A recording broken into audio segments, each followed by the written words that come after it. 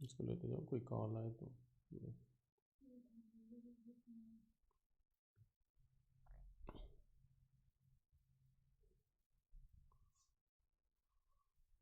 नमस्कार दोस्तों, मैं डॉक्टर संजय सर स्वागत करते हैं आपका अनअकैडमी यूपीएससी हिंदी चैनल पर। मित्रों, हमारा टारगेट यूपीएससी 2020 है और आर्ट एंड आर्किटेक्चर का टॉपिक कवर करना है हमको। ठीक है, जैसा कि अभी हमने पिछले वीडियो में आपको एक इंट्रोडक्शन हिस्ट्री का दिया है, एक बेसिक परिचय इतिहास का आपको पढ़ाया है, और आज आपका जो टॉपिक होगा वो होगा ओरिजिन ऑफ ह्यूमन, यानी मानव का विकास एवं उत्पत्ति। ठीक है, तो आज बहुत ही इम्पोर्टेंट टॉपिक है। हमने पहले दिन ही आपको क्लियर कर दिया था कि इतिहास को पढ़ने से पहले या आर्ट एंड आर्किटेक्चर को पढ़ने से पहले हमें ये जानना जरूरी है कि इतिहास है क्या, उसकी उपयोगिता क्या है, उसकी परिभाषाएं क्या है, उसकी उत्पत्ति कैसे होती है। फिर हम भारत का इतिहास पढ़ने जा रहे हैं, तो भारत का एक बेसिक परिचय इतिहास में जानना जरूरी है। फिर भारत पर मानव का इतिहास पढ़ना है, तो मानव की ओरिजिन कैसे हुई, मानव की उत्पत्ति इस पृथ्वी पर कैसे होती है, उसके विषय में भी जानना बहुत जरूरी है। ठीक है, इसीलिए आज का हमारा टॉपिक है कि मानव की उत्पत्ति एवं विकास, क्योंकि मनुष्य के द्वारा ही कला और संस्कृति का जन्म होता है। आपको देखेंगे, मैं आपको बताऊंगा कि कहाँ पर पहली बार आर्ट एंड आर्किटेक्चर की शुरुआत होती है। कला और संस्कृति जो आपका मेन टॉपिक है, जो मुझे पढ़ाना है आपको आपके एग्जाम के पॉइंट ऑफ व्यू से, तो उसकी स्टार्टिंग किस ह्यूमन के द्वारा और किस फेज में, किस काल में होती है, ठीक है, वो आपको हम दिखाएंगे।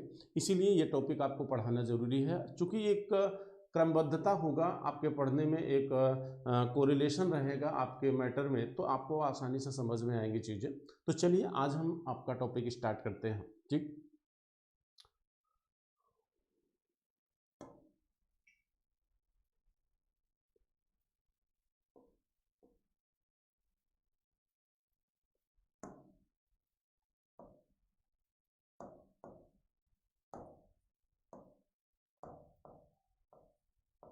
मानव की उत्पत्ति एवं विकास, और बहुत ही आसानी से, बहुत ही आराम से समझने की कोशिश करिएगा। ठीक है, बहुत आराम से समझने की कोशिश करिएगा।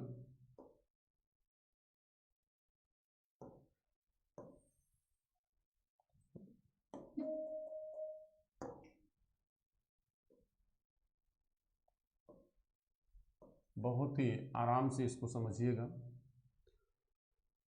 आज हम आपके टॉपिक आपको बताएंगे कि मनुष्य वास्तव में कैसे या किस एरा में, किस इपोक में या किस कल्प में वो पृथ्वी पर दिखाई देता है, कैसे उसका डेवलपमेंट हुआ, और कैसे इसके द्वारा एक सोसाइटी, एक आर्ट, एक इकोनॉमिकल डेवलपमेंट, कैसे एक पॉलिटिकल स्ट्रक्चर डेवलपमेंट किया गया, कैसे राज्य और राजा की संकल्पना, ये सारी चीज़ों का डेवलपमेंट मनुष्य ने कैसे किया। इन सारी चीज़ों को जानने के लिए सबसे पहले हमें ये जानना है कि वास्तव में मनुष्य का विकास कैसे होता है।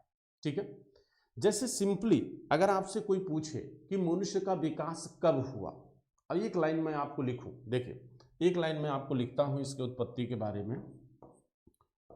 पृथ्वी पर मानव का विकास, मानव का विकास तृतीयक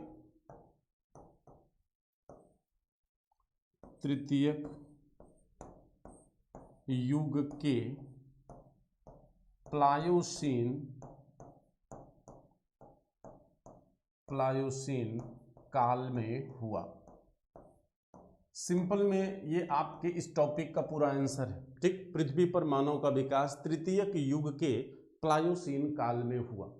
ठीक है, तो यहां पर आप आंसर तो कर सकते हैं लेकिन चीजों को समझ नहीं सकते। क्यों? क्योंकि न तो आपको ये पता है कि ये तृतीयक युग क्या है, न तो आपको ये पता है कि ये प्लायोसीन काल क्या है। ठीक है, क्योंकि किसी भी टॉपिक की अधूरी जानकारी आपको एक बेहतर तैयारी का मार्गदर्शन नहीं दे सकती मित्रों। इसलिए हमने ये निश्चित किया है कि आज का जो टॉपिक है मानव की उत्पत्ति एवं विकास, उसमें हम 3 चीज़ें आपकी कवर करेंगे। ठीक है, उसमें 3 चीज़ें आपकी हम कवर करेंगे। तो 3 चीज़ें आपकी कौन कौन सी कवर होंगी? 3 चीज़ें या 3 टॉपिक आपके कौन कौन से कवर होंगे? तो उसमें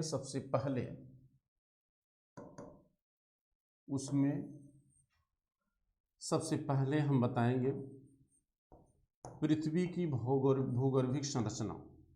पृथ्वी की भूगर्भिक संरचना। पृथ्वी की भूगर्भिक संरचना।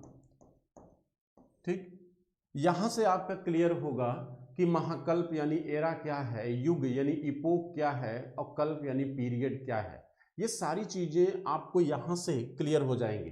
ठीक है, और फिर अगर आपसे कोई कहेगा कि मानव का विकास तृतीय युग के प्लायोसीन काल में हुआ, या ये पूछ लिए कि भारत में कब मानव का विकास हुआ, तो आप कहते हो प्लीस्टोसीन युग में हुआ। तो इन सारी चीजों को जब तक आप नहीं जानेंगे, आपको आसानी से समझ में मानव की उत्पत्ति नहीं आएगी। ठीक है, इसलिए इसको थोड़ा सा ज़्यादा नहीं, संक्षेप में, चूंकि प्री की क्लासेस हैं, इसको संक्षेप में हम आपको समझाने की कोशिश करेंगे। दूसरा, उत्पत्ति बताएंगे हम आपको, यानी मनुष्य की उत्पत्ति। और तीसरा, मानव का विकास। मानव का विकास। ठीक है, इसमें आप देखेंगे कि रामापिथेकस क्या है, ऑस्ट्रेलोपिथेकस, फिर होमो हैबिलिस, फिर हाइडेलबर्ग, फिर होमो इरेक्टस, फिर निएंडरथल, फिर क्रो-मैग्नन, फिर होमो सेपियंस। ये डेवलपमेंट यहाँ पे आप देखेंगे। ठीक है, और यहाँ पे हम उत्पत्ति बताएंगे कि किस काल के किस फेज में मानव की उत्पत्ति होती है। लेकिन उससे पहले पृथ्वी की भौगर्भिक संरचना आपको जानना बेहद जरूरी है। ठीक है, आप मानव की उत्पत्ति का जो सिद्धांत है मित्रों, वो आप जानते हैं कि आप अगर धर्म की बात करें तो धर्म में बहुत सारी बातें की गई हैं। ईसाइयत में अलग बात की गई है, इस्लाम में अलग कहा गया है, आपके धर्म में अलग कहा गया है। मनुस्मृति में लीजिए तो उसमें कहा गया कि मनुष्य उत्पन्न ही मनुष्य है।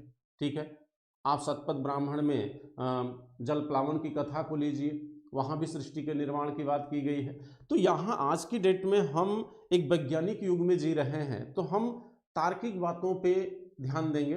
ठीक है, हम धार्मिक रूप से इस पृथ्वी की या इस मानव की उत्पत्ति की जो व्याख्या है, वो आपके लिए आज की डेट में उतना इम्पोर्टेंट नहीं है।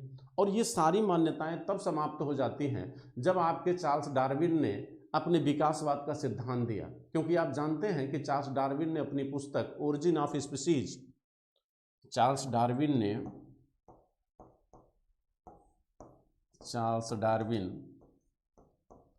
की किताब का नाम है ओरिजिन ऑफ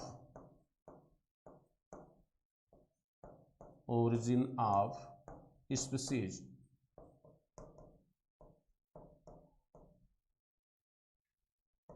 इस किताब में उन्होंने विकासवाद का सिद्धांत दिया है। ठीक है, और ये बताने का कोशिश किया है कि किस तरह ह्यूमन का डेवलपमेंट हुआ है, कैसे जीवों का विकास एक क्रम से एक क्रमबद्धता में हुआ है। एक किताब इनकी और थी डिसेंट ऑफ मैन, एक किताब इनकी और है डिसेंट ऑफ मैन।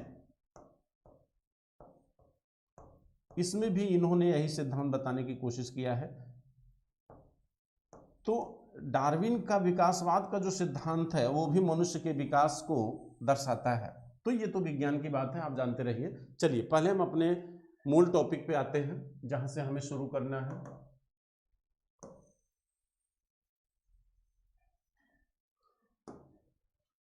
तो आज जो हमारा पहला टॉपिक होगा वो है आपका जो है पृथ्वी की भूगर्भिक संरचना। पहले हम इसकी बात करेंगे, पृथ्वी की भूगर्भिक संरचना की। ठीक है, हालांकि ये भूगोल का टॉपिक है मित्रों, लेकिन हम आपको संक्षेप में समझाएंगे कि वास्तव में एक इतिहास के पॉइंट ऑफ व्यू से आपके लिए कितना चीज़ें इंपॉर्टेंट है। ठीक है, प्री के पॉइंट ऑफ व्यू से वो उतना आपको जानना जो है जरूरी है। ठीक, तो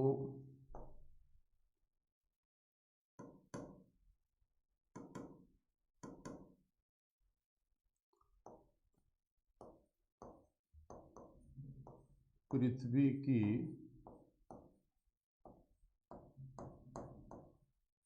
भूगर्भिक संरचना।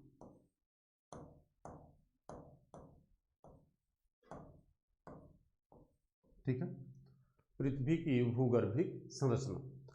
आप जानते हैं कि पृथ्वी की उत्पत्ति या उसकी आयु के बारे में जो अनुमान लगाया गया है टाइम को लेकर, ये माना जाता है कि 4.6 अरब वर्ष पूर्व, कहीं कहीं आपको 4.8, कहीं कहीं 4.8 अरब वर्ष मिलता है। तो हमारे लिए यहाँ टाइम का उतना इम्पोर्टेंस नहीं है, आप कोई भी एक मान सकते हैं, 4.6 मान सकते हैं। ठीक है, तो पृथ्वी की जो आयु बताई गई है सामान्यतः वो 4.6 अरब वर्ष पूर्व बताई गई है। और कहा गया है कि भूगोल में आप पढ़े होंगे तो कहा गया कि पृथ्वी पहले आग का गोला थी और धीरे धीरे आपके क्लाइमेट में जो चेंज हुआ, जो वर्षा की शुरुआत हुई, उससे पृथ्वी धीरे धीरे ठंडी होती गई और वह कई खंडों में विभाजित होती गई। ठीक है, और इस तरह पृथ्वी पर वनस्पतियों का डेवलपमेंट, जीवों का विकास, सूक्ष्म जीवों का विकास, रीढ़ रहित जीवों का विकास, रीढ़ युक्त जीवों का विकास एक क्रम में, एक अलग अलग काल में विभिन्न भौगोलिक क्षेत्रों में दिखाई देता है। ठीक है, हमें यह जानना है कि पृथ्वी का जो डेवलपमेंट हुआ या पृथ्वी पर जो संरचनाएं विकसित हुई वो किस किस काल में और किन किन तरीकों से हुई। लेकिन हम आपको सारी चीज़ों को नहीं बताएंगे कि भाई आर्कियन तंत्र में क्या डेवलपमेंट होता है, प्री कैम्ब्रियन में क्या होता है, अरावली धारवाड़ तंत्र का विकास होता है, ये भूगोल का विषय है।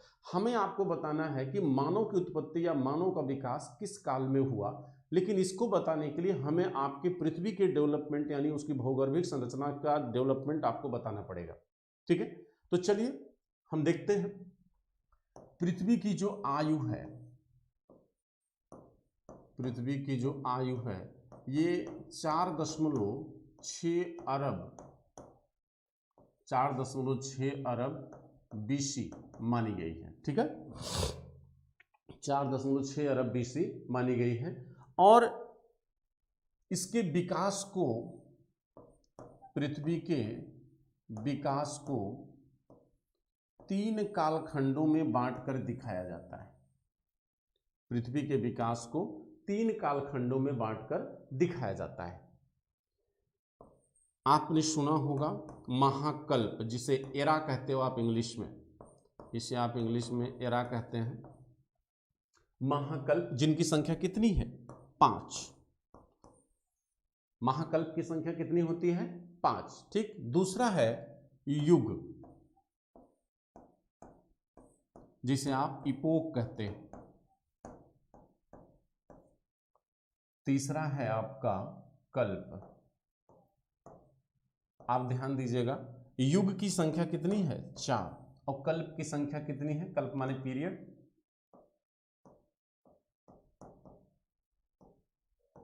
इनकी संख्या कितनी होती है? 18।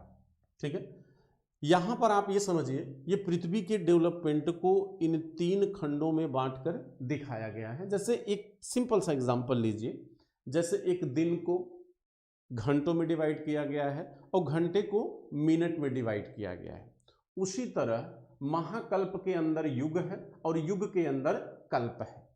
ठीक है, यानी इधर से देखिए तो कल्प युग के अंतर्गत आता है और युग जो है महाकल्प के अंतर्गत आते हैं। ठीक है, लेकिन आप कहोगे युगों की संख्या 4 है, महाकल्प की संख्या 5 है। तो महाकल्प में जो पहला है प्री पैलियोजोइक, उसे युग में डिवाइड नहीं किया गया है। ठीक है, इसलिए युगों की संख्या 4 और कल्पों की संख्या 18 है। तो एक एक युग को कई कई कल्प में विभाजित किया गया है, वो हम ग्राफ के द्वारा आपको दिखाने की कोशिश करते हैं। ठीक है, तो चलिए हम देखते हैं कि किस तरह से कौन कौन से महाकल्प होते हैं, यानी पृथ्वी को कितने एरा में डिवाइड किया गया है, कितने युग में और कितने कल्प में। तो एरा की अगर हम बात करें तो पहला जो एरा है वो आपका, पहला जो एरा होता है वो है आपका प्री पैलियोजोइक। पहला है प्री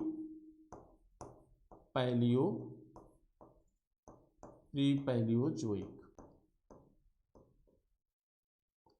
अब इसको जो है युग में डिवाइड नहीं किया गया है, इसको जो है युग में डिवाइड नहीं किया गया है, इसको सीधे सीधे जो है आपके कल्प में डिवाइड किया गया है, ठीक है।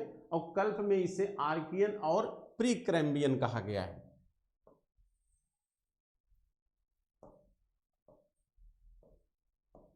आर्कियन एवं प्री कैम्ब्रियन। अब आपसे अगर कोई कहे कि प्री पैलियोजोइक में कितने कल्प हैं, तो 2 कल्प हैं, आर्कियन और प्री कैम्ब्रियन, ठीक। लेकिन यहां पर जगह स्पेस कम है, पहले हम ऐसा करते हैं, पहले महाकल्प के नामों को देख लेते हैं, फिर उसके बाद एक एक महाकल्प को हम कल्प और युग में डिवाइड करने की कोशिश करते हैं, ठीक है। तो सबसे पहला जो आपका महाकल्प है यानी एरा है, वो है प्री पैलियोजोइक। तो प्री पैलियोजोइक के बाद आपका पैलियोजोइक आता है, दूसरा पैलियोजोइक आता है,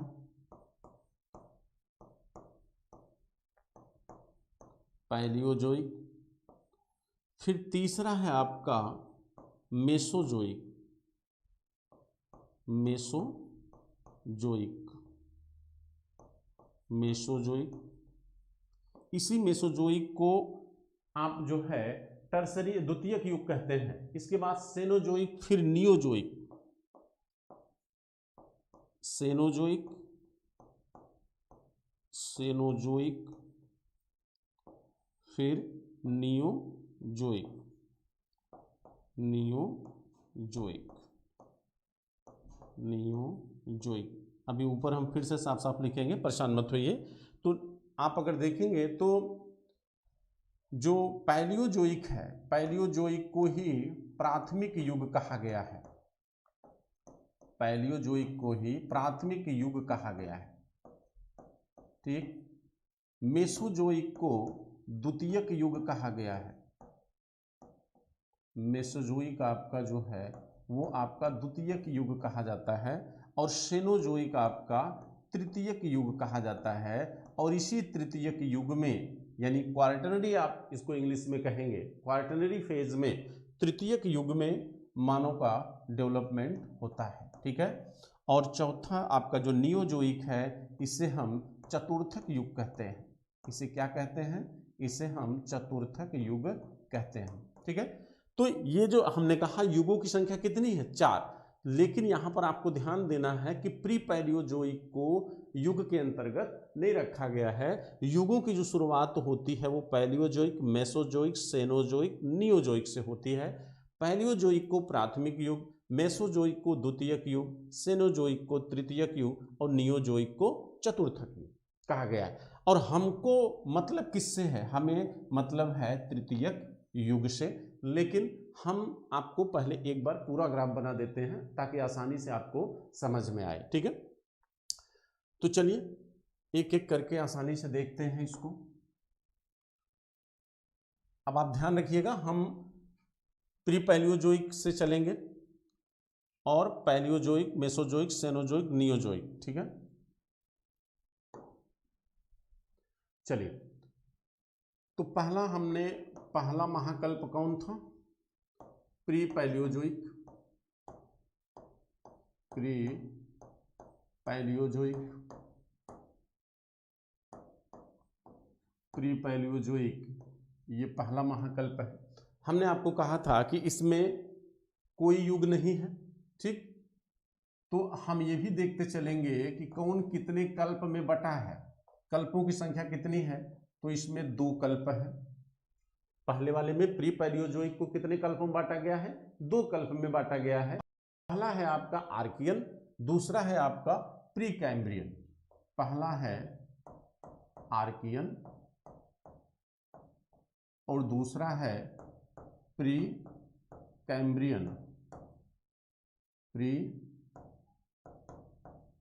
कैम्ब्रियन। यानी इसमें 2 कल्प हैं। कौन कौन से? आर्कियन और प्री कैम्ब्रियन। इसको तंत्र भी कहते हैं, आर्कियन तंत्र और प्री कैम्ब्रियन तंत्र। अब आप जानते हैं कि नीस और ग्रेनाइट चट्टानों का जो डेवलपमेंट है इसी आर्कियन तंत्र में ही हुआ है। अगर आप ज्योग्राफी पढ़ेंगे, ठीक है, तो ज्योग्राफी में आपको पता चलेगा कि नीस और ग्रेनाइट चट्टानें जो हैं वो इसी आर्कियन तंत्र में ही डेवलप होती हैं। और प्री कैम्ब्रियन तंत्र में भारत में अरावली और धारवाड़ जैसे तंत्रों का और सूक्ष्म जीवों का डेवलपमेंट होता है। ठीक है, जिनको आप प्राचीन पहाड़ियां मानते हो भारत में। तो ये भूगोल का विषय है, बट ये है कि ऐसा हमने डिस्कस कर दिया। तो चलिए दूसरा है आपका, दूसरा है पैलियोजोइक। और पैलियोजोइक को हमने आपको बताया कि पैलियोजोइक को आप प्राथमिक युग कहते हैं। पैलियोजोइक को क्या कहते हैं? इसको प्राथमिक युग। इसको यहाँ पे नीचे लिख दे रहे हैं हम, प्राथमिक युग। ये प्राथमिक युग कहा जाता है, ठीक है। और अब हमें देखना है कि इसमें कितने जो है कल्प हैं, ठीक है। तो पैलियोजोइक में कितने कल्प हैं, यानी प्राथमिक युग को कितने कल्पों में डिवाइड किया गया है, तो उसको देखिए। कहते हैं इसमें पहला है आपका कैम्ब्रियन। प्री कैम्ब्रियन यहां था, अब यहां हो जाएगा आपका क्या? कैम्ब्रियन। कैम्ब्रियन तंत्र इसको कहते हैं। दूसरा है आपका ओडोनिशियन, ओडोविशियन, फिर सिलूरियन। दूसरा है आपका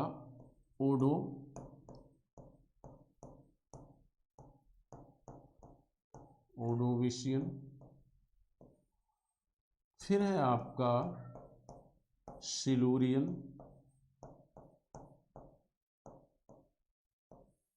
फिर है आपका डियोनियन,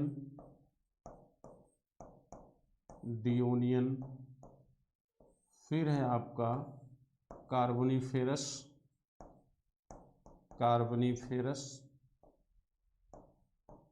और फिर है आपका परमीनियन।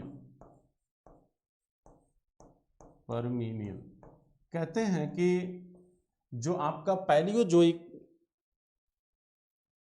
महाकल्प है, पैलियोजोइक एरा को 6 कल्पों में डिवाइड किया गया है। कितने कल्पों में डिवाइड किया गया है? 6 कल्पों में डिवाइड किया गया है। कैम्ब्रियन तंत्र, ओडोनिशियन, सिलूरियन, डियोनियन, कार्बोनिफेरस और परमीनियन, ये 6 कल्पों में डिवाइड है आपका जो है क्या? पैलियोजोइक, ठीक है। अब पैलियोजोइक के बाद देखिए 6 कल्प हैं आपके पैलियोजोइक में। इसके बाद आपका आता है सेनोजोइक, जिसे आप कहते हैं, इसके बाद आपका आएगा मेसोजोइक, ठीक। तो मेसोजोइक को द्वितीयक युग कहा जाता है। मेसोजोइक को हम द्वितीयक युग कहते हैं। और मेसोजोइक को 3 कल्पों में डिवाइड किया गया है, जिसमें आपका पहला आता है ट्रियोसिक, दूसरा जुरैसिक और तीसरा आपका क्रिटेशियस। 3 युगों में आपके मेसोजोइक को डिवाइड किया गया है। तो चलिए देखते हैं मेसोजोइक को कितने भागों में बांटा गया है। तीसरा आपका जो है मेसोजोइक,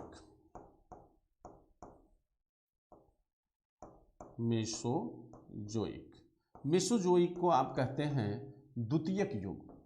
इसे क्या कहते हैं? द्वितीयक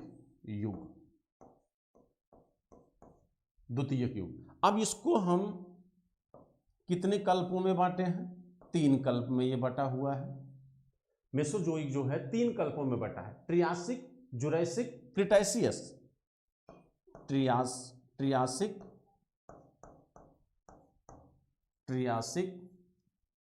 जुरैसिक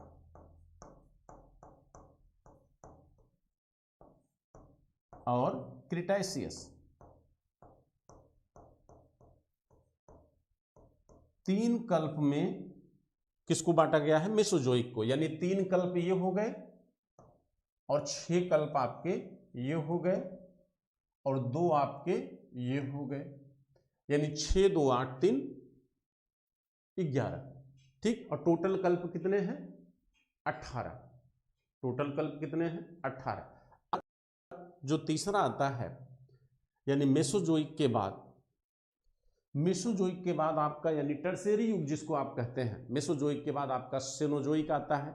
सेनोजोइक को टर्शियरी युग यानी तृतीयक युग कहा गया है, क्वार्टरनरी इसी को कहते हैं। और इसी में मानव का डेवलपमेंट भी होता है, ठीक है। कैसे होता है वो हम आगे चर्चा करेंगे, लेकिन इसको देखिए कि कितने महाकल्पों में डिवाइड किया गया।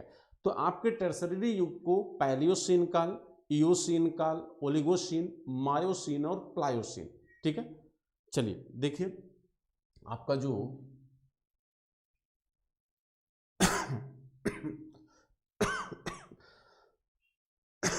थर्ड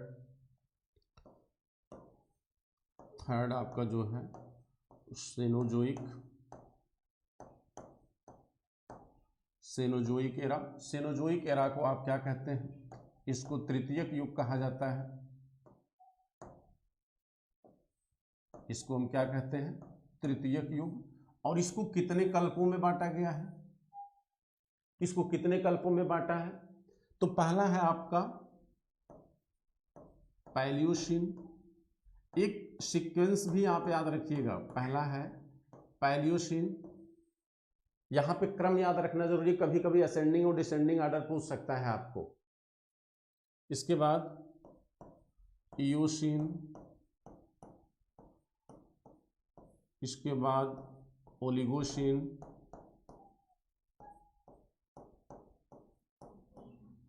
ओलिगोसीन, फिर आपका आता है मायोसिन,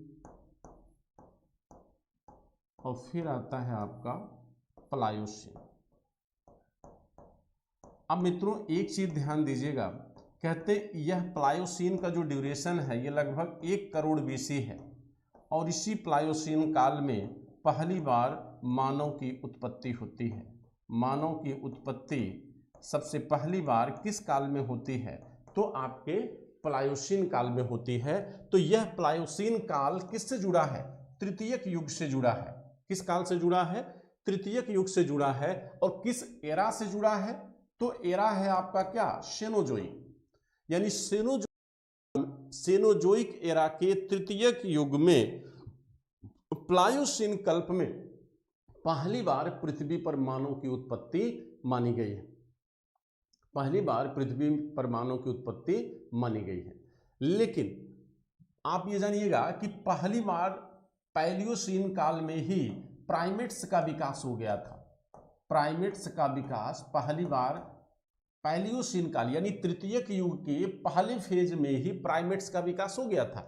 और इसी प्राइमेट्स में आपके आते हैं कपी, जिसे आप बानर कहते हो आप, गोरिल्ला, चिंपैंजी, ओरुंगटन, छुछुंदर, ये सब जो है आपके जिनको स्तनधारी जीव आप कहते हैं, क्योंकि स्तनधारी जीव से ही डेवलपमेंट ह्यूमन का हुआ है।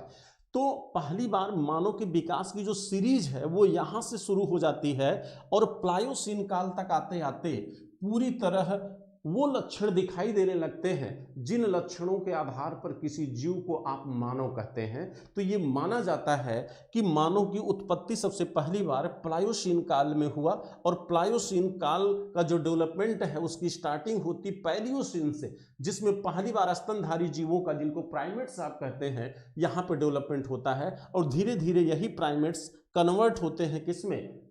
आपके मानव में। ठीक। लेकिन अगर बात आए कि भारत में पहली बार मानव कब दिखा, हालांकि अभी हम इस प्राइमेट्स से ही डेवलपमेंट आपका शुरू करेंगे, यहां से ही उत्पत्ति और विकास हम आपको दिखाएंगे। जो अभी हम पहले टॉपिक पे बात कर रहे हैं यानी पृथ्वी की भूगर्भिक संरचना की बात चल रही है, इसके बाद हम बात करेंगे मानव की उत्पत्ति। तो मानव की उत्पत्ति हम एक लाइन में आपको बताएंगे कि कहाँ पे हुई। ठीक। फिर हम जब डेवलपमेंट आपको बताएंगे तो वहां पे आपको हम बताते हैं। तो जब हम प्राइमेट्स की बात करेंगे तो आपके दिमाग में आ जाना चाहिए कि प्राइमेट्स का डेवलपमेंट किस काल में होता है? तो पैलियोसीन काल में होता है। ठीक है। फिर प्राइमेट्स से ही आपका डेवलपमेंट हुआ किसका?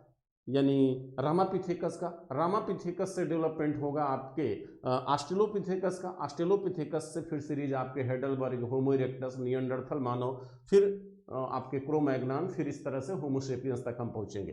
तो वो सीरीज जो है वो यहां से शुरू होती है और यहां से आगे बढ़ती है। लेकिन अगर आपसे पूछा जाए कि भारत में पहली बार मानव का डेवलपमेंट कब हुआ मित्रों, तो भारत में जो मानव का पहली बार डेवलपमेंट होता है वो चतुर्थक युग में होता है। वो किस युग में होता है? चतुर्थक युग यानी नियोजोइक एरा में। नियोजोइक एरा जो अंतिम एरा है आपका जो है सेनोजोइक के बाद आपका आता है नियोजोइक। नियोजोइक, और नियोजोइक को आप कहते हैं चतुर्थक युग। कौन सा युग कहते हैं इसको? चतुर्थक युग कहा जाता है। और इस चतुर्थक युग को दो कल्पों में डिवाइड किया गया है, प्लीस्टोसीन और होलोसीन। ध्यान दीजिएगा, प्लीस्टोसीन मिस मत करिएगा, बहुत इंपॉर्टेंट चीज है ये मित्रों। प्लीस्टोसीन और होलोसीन, तो कहा जाता है कि इसी प्लीस्टोसीन काल की जो शुरुआत है, ये प्लीस्टोसीन काल की शुरुआत 5 लाख बीसी से माना गया है। ठीक है, तो 5 लाख बीसी में पहली बार मानव भारत में दिखाई देता है और प्लीस्टोसीन काल में ही पहली बार मनुष्य की उत्पत्ति भारत में दिखाई गई है। और आप जानते हैं कि मानव जो है, अगर आपसे पूछा जाए कि मनुष्य भारत में मानव का विकास किस काल में हुआ, तो आप कहेंगे कि नियोजोइक एरा के चतुर्थक युग में, यानी प्लीस्टोसीन कल्प में। ठीक, लेकिन अगर मानव की उत्पत्ति पूछी जाएगी तो आप कहोगे प्लायोसीन काल में। ये विश्व स्तर का डेवलपमेंट है जिसका प्रमाण सबसे पहले आपके अफ्रीका में मिला है। ठीक है, अफ्रीका में इसका प्रमाण दिखाई देता है। ठीक, तो अफ्रीका से जो डेवलपमेंट मनुष्य का हुआ वह कैसे कैसे धीरे धीरे पूरी पृथ्वी के पूरे भौगोलिक क्षेत्र में वो विस्तारित हुआ, इसको भी हम बात करेंगे। और आपकी भौगोलिक संरचना जो है कहीं न कहीं आपके इतिहास को डिफेक्ट करती है, प्रभावित करती है, इफेक्ट करती है। वो कैसे करती है, कैसे भूगोल जो है आपके इतिहास के निर्माण में अपना एक अहम योगदान देता है, उसकी भी चर्चा हम वीडियो के लास्ट में करेंगे। ठीक, और ये बताने की कोशिश करेंगे कि भारत में जो मानव का डेवलपमेंट है वो उत्तर से दक्षिण की तरफ है, वो उत्तर से दक्षिण की तरफ है। जो मनुष्य प्लीस्टोसीन काल में पाया गया है उस मनुष्य के प्रमाणों से ये पता चलता है कि मनुष्य भारत में उत्तर से दक्षिण आया है। क्यों? क्योंकि जब उत्खनन कार्य डियरमाडिया के द्वारा सोहन घाटी में किया गया, अभी मैप नहीं बना सकते यहाँ पे, सोहन घाटी आपकी पड़ती है सिंध नदी क्षेत्र में, सिंध नदी की सहायक है सोहन नदी। और डियरमाडिया सर ने जब वहाँ 1928 में 1928 में जब वहाँ पर उन्होंने उत्खनन कार्य किया तो जो वहाँ पर मानव पाया गया वो शिवापिथेकस मानव है। ठीक, शिवापिथेकस मानव। और जब भारत में नर्मदा घाटी जो एमपी में है वहाँ के हथनौरा नामक स्थल पर जब उत्खनन कार्य किया गया तो वहाँ से मानव का जो कपाल मिला है वह कपाल जो है उस मानव की सापेक्षता में ज़्यादा नवीन है। ये होमो इरेक्टस मानव का है, सॉरी ये होमो इरेक्टस मानव है, ये मानव उससे क्या है, नवीन है। फिर इसके बाद महाराष्ट्र में आइए बोरी नामक स्थल पर, वहां मानव प्राप्त हुआ है। लेकिन यहाँ का जो बोरी स्थल का मानव है ये 14 लाख बीसी का मानव बताया जा रहा है, जो अभी प्रूफ होना बाकी है। तो अगर ये प्रूफ हो जाता है कि मनुष्य की जो कंकाल या खोपड़ी जो मिला है, जो जीवाश्म प्राप्त हुआ है महाराष्ट्र के बोरी नामक स्थल पर, वह 14 लाख बीसी प्राचीन है, तो हमें ये मानना पड़ेगा कि भारत में जो मानव का डेवलपमेंट है वो भी प्लायोसीन काल में हुआ। लेकिन वो प्रूफ हो जाएगा तब तक हम यही कहेंगे कि भारत में मानव का डेवलपमेंट प्लीस्टोसीन काल में हुआ है, न कि प्लायोसीन काल में। ठीक है, ये एकदम कॉन्सेप्ट आप क्लियर रखिएगा।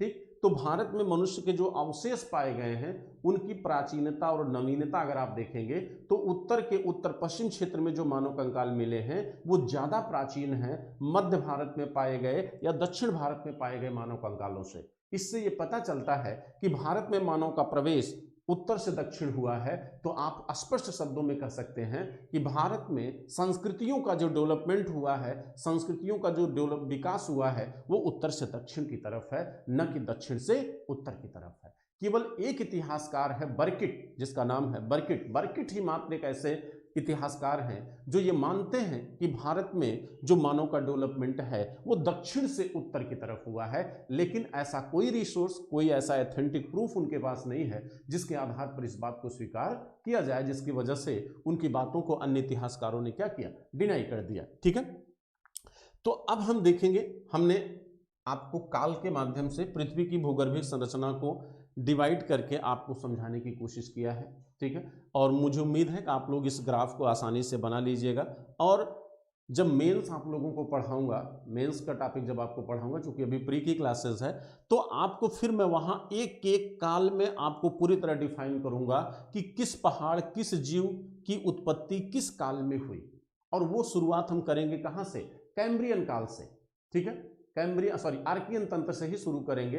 आर्कियन, प्री कैम्ब्रियन, हर काल में होने वाले डेवलपमेंट को, इस पृथ्वी पर जिन जिन चीज़ों का डेवलपमेंट हुआ है हम उसको डिफाइन करेंगे। लेकिन चूंकि अभी एग्जाम आपका सामने लगा हुआ है तो बहुत ज़्यादा टाइम नहीं है, इसलिए हम थोड़ा सा संक्षेप में कर दिए इसको। ठीक है, तो अब हम चलते हैं आपके दूसरे टॉपिक की तरफ, जो है कि मानव की उत्पत्ति और विकास। ठीक है, चलिए।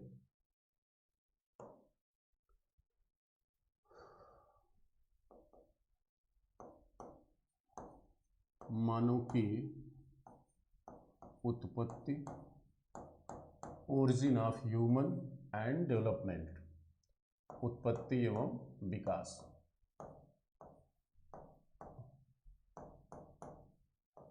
ठीक है, तो origin of human and development. तो यहां पे उत्पत्ति की अगर हम बात करें तो उत्पत्ति को तो एक सामान्य शब्द में आप कह सकते हैं कि इसके लिए हमने अभी अभी आपको बताया कि आप कहेंगे Cenozoic, Cenozoic, Cenozoic era, Cenozoic era यानी महाकल्प के तृतीयक युग, के तृतीयक युग में, तृतीयक युग में प्लायोसीन कल्प में, प्लायोसीन कल्प में मानव का विकास हुआ, मानव का विकास हुआ। तो उत्पत्ति के संदर्भ में आप इस तरह से बता सकते हैं, जिसमें आपने एरा भी बता दिया। ठीक है, जिसमें आपने एरा भी बता दिया, आपने युग भी बता दिया और आपने कल्प की भी चर्चा कर दिया कि किस कल्प में मानव का डेवलपमेंट हुआ था। ठीक है, अब हम देखते हैं इसका विकास कैसे हुआ, इसका विकास कैसे होता है। ठीक है, प्राइमेट्स,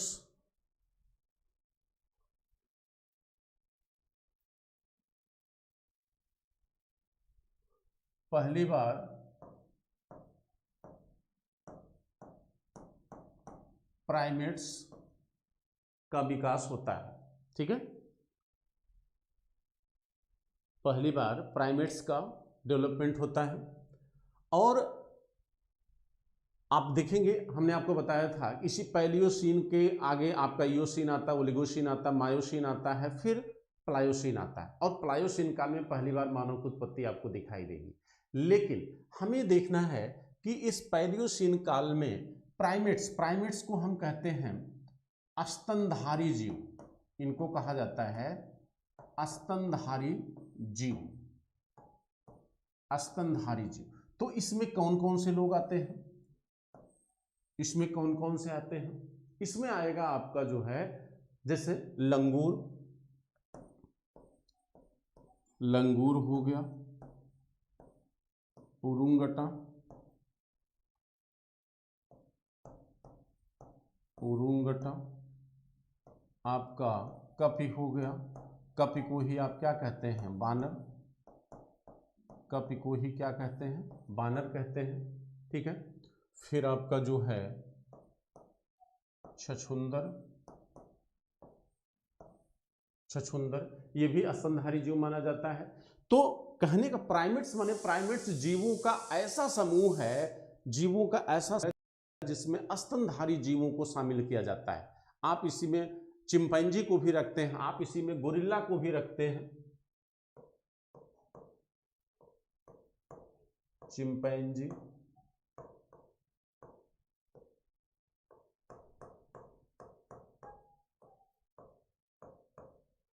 गोरिल्ला, इन जीवों को रखा जाता है। ठीक है, और आपका जो डेवलपमेंट है वो है किससे, कपि से, यानी मनुष्य का जो विकास है वो किस जीव से देखा गया है, वो कपि से देखा गया है। अब कहा जाता है कि इसी कपि से विकास हुआ किसका, रामापिथेकस का, इसी कपि से विकास हुआ किसका, रामापिथेकस, जो जंगलों में रहा करता था। ये कहाँ रहता था, ये जंगलों में रहता था और ये चारों पैरों पर चलता था। ये कहाँ रहता था, जंगलों में, और चारों पैरों पर चलता था और अभी मांसाहारी था, ये नरभक्षी था। कैसा था, नरभक्षी, मांसाहारी। लेकिन कहा जाता है कि पृथ्वी के क्लाइमेट में जब चेंज हुआ, जब होलोसीन काल में जब परिवर्तन होता है पृथ्वी पर, तो कहा जाता है कि इस रामापिथेकस के दो पार्ट हो जाते हैं, दो भागों में ये बट जाता है। यानी ऐसे लोग, ऐसे रामापिथेकस जो मैदानी भागों में चले गए, जो मैदानी भागों में चले गए, उन्हें कहा गया ऑस्ट्रेलोपिथेकस। उन्हें क्या कहा गया? ऑस्ट्रेलोपिथेकस। अब आप देखिएगा यही ऑस्ट्रेलोपिथेकस की अगली जो आने वाली सीरीज होगी मानव की, वह दो हाथों पे चलना शुरू, दो पैरों पर चलना शुरू होगी। क्यों? क्योंकि ये मैदानी भाग में आया, तो वो जो मैदानी भाग था वो पूरे बर्फ से ढका हुआ था। पूरी पृथ्वी जो है उसमें बर्फ से ढकी हुई थी। तो बर्फ से ढकी होने के कारण यह अपने चारों पैरों का उपयोग नहीं करेगा, ये बार बार बचाने की कोशिश करेगा। लेकिन ऑस्ट्रेलोपिथेकस अपनी जनरेशन में यह काम नहीं कर पाया, यानी अपने चारों पैरों को दो हाथों में कन्वर्ट नहीं कर सका, यानी उठा नहीं सका। लेकिन इसकी जो अगली सीरीज आएगी होमो हैबिलिस, वह दोनों को, यानी दोनों अगले पैरों को हाथ के रूप में उपयोग करेगी, जिसकी वजह से हम उसे कारीगर मानव कहेंगे। तो इस तरह जो मैदानी भागों में आए उन्हें ऑस्ट्रेलोपिथेकस कहा गया, और यही ऑस्ट्रेलोपिथेकस आपका आदि पूर्वज है। आदि पूर्वज का मतलब है कि जिन लक्षणों, जिन विशेषताओं के, जिन शारीरिक संरचनाओं के आधार पर हम मनुष्य को मनुष्य कहते हैं, वो शारीरिक संरचनाएं और विशेषताएं सबसे पहली बार हमें ऑस्ट्रेलोपिथेकस में दिखाई देती हैं। इसीलिए ऑस्ट्रेलोपिथेकस को आदि पूर्वज और निकटतम पूर्वज में अंतर है।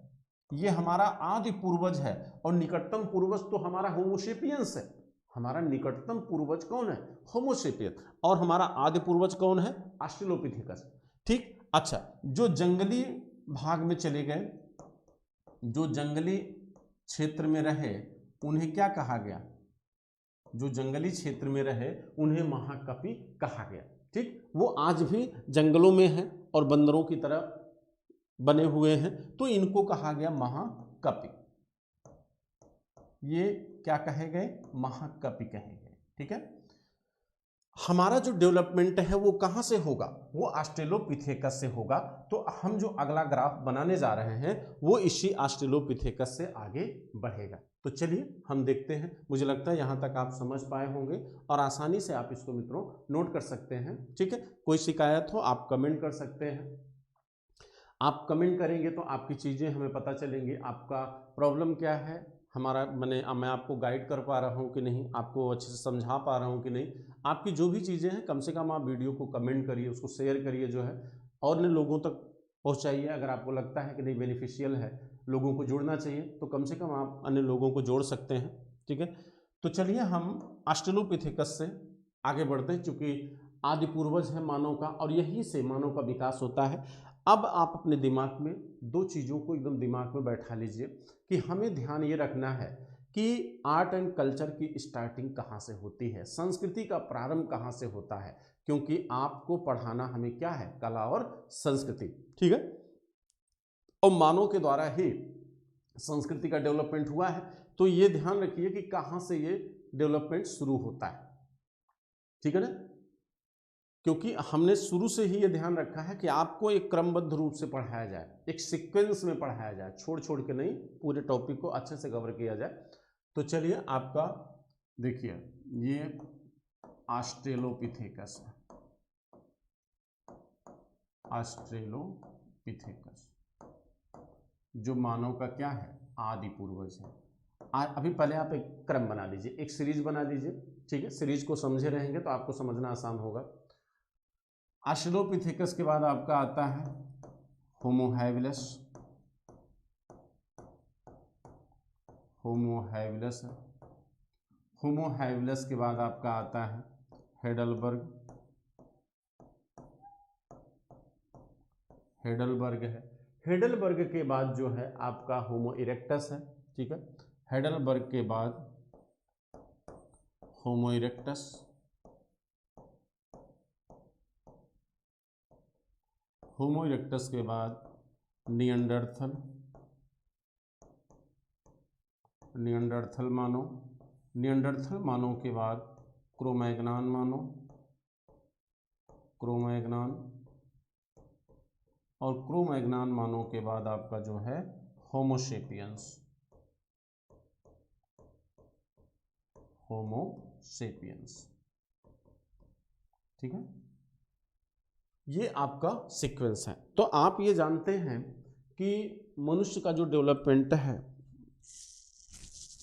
मनुष्य का जो विकास है वो अभी तक जो वैज्ञानिकों ने जो खोजा है, नृवैज्ञानिकों ने, वो यही बताया है कि मनुष्य का विकास सबसे पहले अफ्रीका के दक्षिणतम क्षेत्र में हुआ है। अभी एक नया रिसर्च आया है जिसमें यह कहा गया है कि मनुष्य के प्राचीनतम अवशेष जो है उत्तरी अफ्रीका में पाए गए, जो अभी प्रूफ होना बाकी है। लेकिन अभी जब तक वो प्रूफ नहीं हो जाता तब तक हम यही जानते हैं कि भाई अफ्रीका में कहाँ पर ऑस्ट्रेलोपिथेकस ऑस्ट्रेलोपिथेकस के प्राचीनतम प्रमाण मिले हैं। तो हम वहीं से आगे बढ़ेंगे कि ऑस्ट्रेलोपिथेकस की खोज सबसे पहली बार कहाँ पर किया गया। चलिए देखिए, कहा जाता है कि ऑस्ट्रेलोपिथेकस ये मानव का आदि पूर्वज माना जाता है। ये क्या है? ये मानव का आदि पूर्वज है। और आप ये समझ लीजिए कि ये अपने चारों पैरों का उपयोग करता था, ठीक। और मैदानी क्षेत्र में आने वाला यह पहला मानव है। मैदानी क्षेत्र में आने वाला यह पहला मानव है, लेकिन अपने चारों पैरों का उपयोग किया करता था, ठीक है। इसका सबसे प्राचीनतम जीवाश्म यानी ऑस्ट्रेलोपिथेकस का सबसे प्राचीनतम जीवाश्म दक्षिण अफ्रीका के ट्रांसवाल शहर के टोंग क्षेत्र में, इसका सबसे प्राचीनतम जीवाश्म, सबसे प्राचीन जीवाश्म दक्षिण अफ्रीका के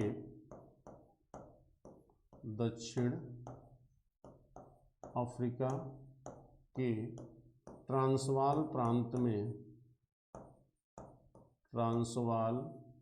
प्रांत के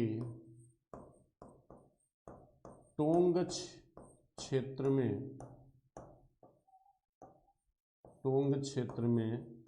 1924 को किया गया। ये कब किया गया? 1924 को किया गया, ठीक है। तो कहते हैं कि सबसे पहली बार और सबसे प्राचीनतम प्रमाण जो ऑस्ट्रेलोपिथेकस का मिला है वो कहाँ से मिला है? वो आपके दक्षिण अफ्रीका से प्राप्त हुआ है, ठीक है।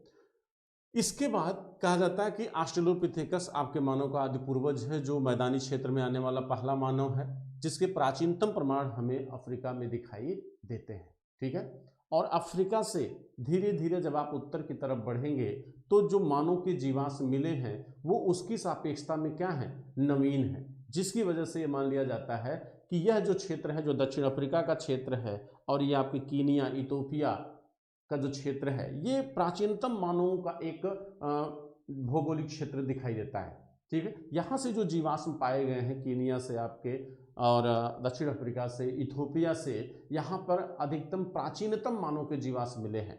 तो ये अभी तक यही माना जाता है वैज्ञानिकों के द्वारा कि मानव का जो विकास है वो सबसे पहले कहाँ पे हुआ? अफ्रीका में हुआ, ठीक है। चलिए अब हम आते हैं किस पे? होमो हैबिलिस पे। ये पहला मानव है, ठीक, ये पहला मानव है जिसने हाथों का उपयोग किया, हाथों का उपयोग किया।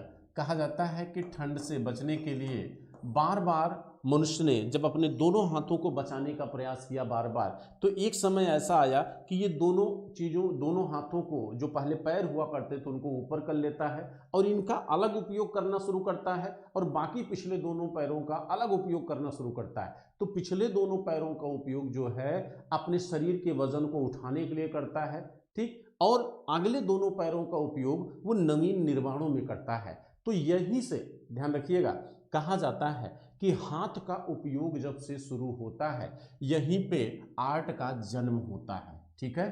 कला का जन्म जो है यहीं से होता है, क्योंकि पहली बार इसी मानव ने पत्थरों को तोड़कर औजारों का निर्माण किया। इसीलिए इस मानव को हम कारीगर मानव कहते हैं। इसे हम क्या कहते हैं? कारीगर मानव कहते हैं। और आप इसे कला का जन्मदाता भी कह सकते हैं। आप इसे कला का जन्मदाता भी कह सकते हैं, यानी कला का जन्म भी यहीं से होता है, यहीं से तकनीक का जन्म होगा, यहीं से विज्ञान का भी जन्म होगा। क्योंकि औजारों को तोड़ना, हालांकि उस समय हो सकता है उस मानव को ये पता ना हो कि ये क्या कर रहा हूं मैं, ये क्या बना रहा हूं मैं, इसका यूज क्या है मेरे लिए, लेकिन किया किसने? होमो हैबिलिस ने। इसलिए होमो हैबिलिस को हम कारीगर मानव कहते हैं। और उसने जिन पत्थरों को तोड़ा, एक निश्चित आकार दिया, यही से कला का प्रारंभ भी हमें मानना पड़ेगा। ठीक है, इसके बाद कहते हैं हेडलबर्ग। तो आप ये ध्यान रखिएगा, लेकिन अभी ये ध्यान रखिएगा कि ये पूरी तरह 90 डिग्री पर नहीं खड़ा हो रहा है। इसकी जो बोन मैरो है वो अभी भी 45 डिग्री ही सीधी हो पाई है, क्योंकि जो प्रयास शुरू हुआ इस मानव के द्वारा वह अभी भी जारी है लगातार। तो अभी एक दूसरा जो है आपका वो है, दूसरा जो है आपका पीकिंग मानव।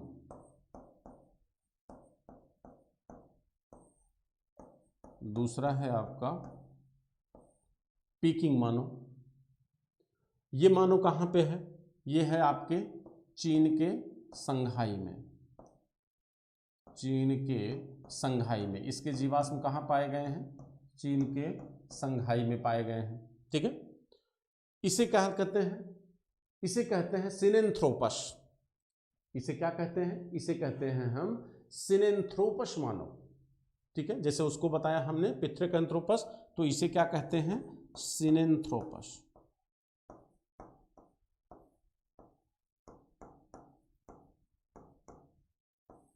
इसे हम कहते हैं सिनेंथ्रोपस मानव। ये भी भौगोलिक नामकरण है।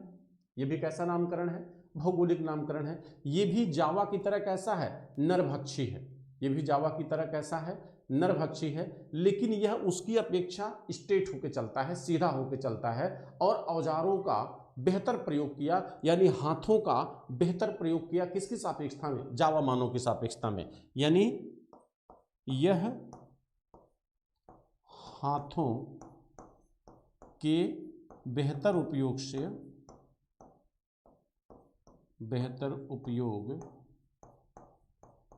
से औजार बनाया। यानी इसके जो औजार थे वो ज़्यादा बेहतर थे। किसकी सापेक्षता में? जावा मानव की सापेक्षता में। तो होमो इरेक्टस को ही भौगोलिक आधार पर दो अलग अलग क्षेत्रों में दो अलग अलग नामों से जाना गया है। ठीक है, अब हम बात करेंगे किसकी? निएंडरथल मानव की। ठीक है, निएंडरथल, क्रो-मैग्नन और होमो सेपियंस। ठीक है, तो चलिए देखते हैं निएंडरथल मानव को। इसको आप लोग नोट कर लिए हैं। देखिए, निएंडरथल जो मानव है, जो निएंडरथल मानव है, ये जर्मनी में, जर्मनी आप जानते हैं यूरोप में है, जर्मनी में निएंडर घाटी, जर्मनी में ये निएंडर घाटी में,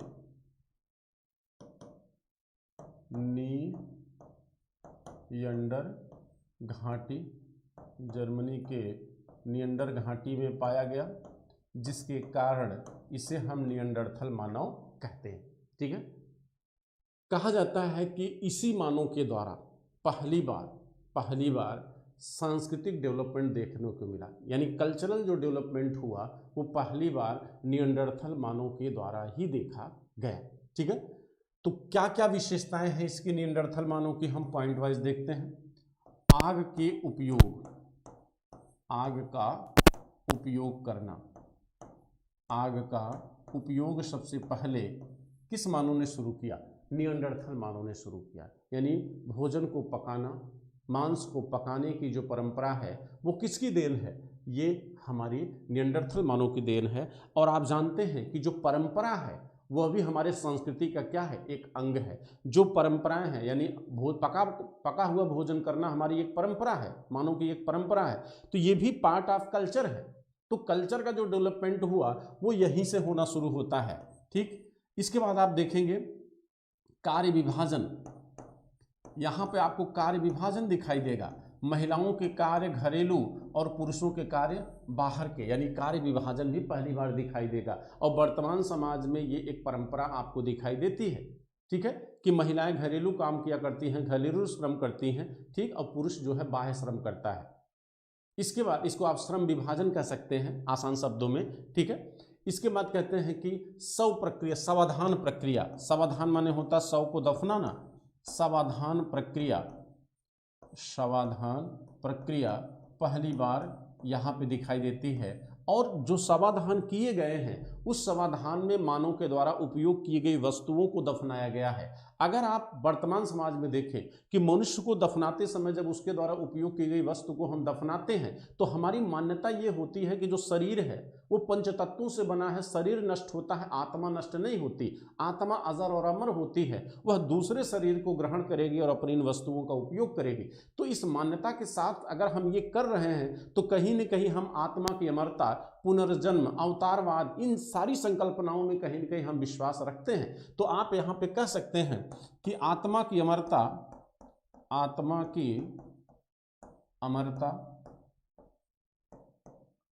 एवं पुनर्जन्म की संकल्पना इस मानव के द्वारा पहली बार दिखाई देती है।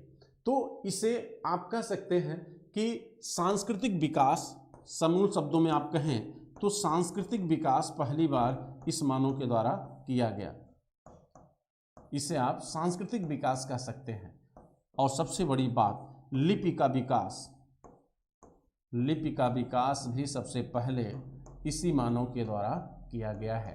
तो लिपि भी आपकी कला का या आपकी संस्कृति का एक क्या है, अंग है। लेखन कला एक कला है, साहित्य आपके संस्कृति का पार्ट है, ठीक है। तो मूल रूप से हम कहें तो नियंडरथल मानव के द्वारा ही संस्कृति का आरंभ होता है, ठीक है। लेकिन हम भारत में देखेंगे कि भारत में किस मानव के द्वारा हुआ, तो भारत में सीधी सी बात होमो इरेक्टस और होमो सेपियंस मानव के अवशेष पाए गए हैं, ठीक है। नर्मदा घाटी में जो सबसे प्राचीनतम मानव अवशेष मिला है हथनौरा से, वो होमो इरेक्टस मानव का है। लेकिन उच्च पुरापाषाण काल में पहली बार हमें होमो सेपियंस मानव का उद्भव दिखाई देता है। तो भारत में जो सांस्कृतिक डेवलपमेंट है वो बेसिकली होमो सेपियंस के द्वारा है, ठीक है। लेकिन विश्व स्तर पर सांस्कृतिक डेवलपमेंट किस मानव के द्वारा है, नियंडरथल मानव के द्वारा है, ठीक है। इसके बाद आपका आता है क्रोमैग्नॉन, जो होमो सेपियंस का पूर्वज है। क्रोमैग्नॉन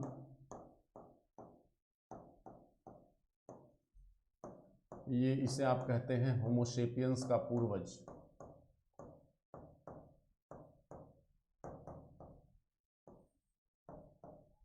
होमो सेपियंस का पूर्वज कहा जाता है इसे, ठीक है। और इसे हम बौद्धिक मानव भी कहते हैं। अभी तक के सभी मानव में सबसे बौद्धिक विकास सबसे अधिक किसका था, क्रोमैग्नॉन मानव का था। लेकिन कहा जाता है कि क्रोमैग्नॉन मानव का पतन किस तरीके से हुआ और होमो सेपियंस मानव अन्य मानवों की अपेक्षा कैसे इस पूरी पृथ्वी पर अपना विस्तार किया, ये बहुत ही सोचनीय विषय है। इस पर डिस्कस किया जाएगा मेंस में। आपसे अगर कोई पूछ ले इंटरव्यू में कि होमो सेपियंस मानव ही इस पृथ्वी पर क्यों जिंदा रहा, बाकी अन्य मानव कहाँ चले गए, नियंडरथल मानव, होमो इरेक्टस, क्रोमैग्नॉन मानव, इन मानव का समापन कैसे हुआ, कौन सी ऐसी कंडीशन थी जिसकी वजह से होमो सेपियंस अपने आप को इस पृथ्वी पर पूरी तरह क्या किया, अपना दबदबा कायम किया या अपना पूरा अस्तित्व बनाए रखा, ठीक है। अगर हम बौद्धिकता की बात करें तो हमें क्रोमैग्नॉन में भी वो दिखाई देता है, लेकिन क्रोमैग्नॉन तो हमें नहीं दिखाई दिए, इनके अवशेष तो बहुत कम है, ठीक। ये मेंस का विषय है, वहां पे चर्चा की जाएगी, लेकिन आप अभी प्री के पॉइंट ऑफ व्यू से देख रहे हैं। तो इसके बाद आता है आपका होमो सेपियंस, जो मानव का निकटतम पूर्वज है, होमो सेपियंस। होमो सेपियंस इसे मानव का निकटतम पूर्वज कहते हैं, इसे मानव का हम निकटतम पूर्वज कहते हैं, ठीक है, होमो सेपियंस। और यहीं से हमारा क्या होता है, डेवलपमेंट होता है। भारत में इसका अस्तित्व सबसे पहली बार हमें उच्च पुरापाषाण काल में दिखाई देता है, उच्च पुरापाषाण काल में दिखाई देता है, जो लगभग 5 से 6 लाख BC प्राचीन है, लेकिन कई की किताबों में इसे 20 लाख दिखाया गया है। तो होमो सेपियंस का उद्भव भारत में पहली बार कब होता है, उच्च पुरापाषाण काल में होता है। मेंस में हम इस बात की चर्चा करेंगे कि होमो सेपियंस अन्य मानव की अपेक्षा अपने अस्तित्व को मजबूत कैसे करता है, वह क्यों इस पृथ्वी पर पूरी तरह अपने अस्तित्व को बनाए रखा, या अन्य मानव प्रजातियों का क्यों विलोपन हुआ, क्यों उनका पतन हुआ, इन सारी बातों की चर्चा की जाएगी, ठीक है। तो ये आप की वीडियो में हमने आज संक्षेप में आपको बताने की कोशिश किया कि मनुष्य की उत्पत्ति कैसे होती है और इस मनुष्य के द्वारा कैसे जो है कला और संस्कृति का जन्म होता है। तो अब हमें अगली क्लास से आपका आर्ट एंड आर्किटेक्चर स्टार्ट होगा। हाँ, एक टॉपिक हमने छोड़ दिया और अगर आप चाहेंगे तो हम उसको ज़रूर पढ़ाएंगे, भूगोल और इतिहास का संबंध। कैसे भूगोल जो है इतिहास को अफेक्ट करता है, कैसे भूगोल ये डिसाइड करता है कि वहाँ का इतिहास कैसा होगा। जैसे कहा जाता है कि भूगोल वह रंगमंच है जिस पर इतिहास जैसे नाटक का मंचन किया जाता है। ठीक है, तो भूगोल एक रंगमंच कैसे है और भूगोल कैसे डिफाइन करता है कि वहाँ का इतिहास कैसा होगा मानव का, यानी मनुष्य के समाज, उसकी संस्कृति, उसकी कला, उसके धर्म, उसके खान पान, उसके रहन सहन, उसकी राजनीति को कैसे भूगोल प्रभावित करता है। ये भी एक बहुत बड़ा मुद्दा है, लेकिन बेसिकली ये मेंस का टॉपिक है। ठीक है, लेकिन अगर आप लोग कहेंगे तो हम पढ़ाएंगे। और आप लोग, मुझे उम्मीद है, कमेंट जरूर करिए वीडियो को लेकर कि कैसी क्लास लगी आपको, जो है क्या सुधार होना चाहिए, क्या और बेटर किया जा सकता है। ठीक है, तो आज के लिए बस इतना, फिर हम कल मिलते हैं। जय हिंद, जय भारत।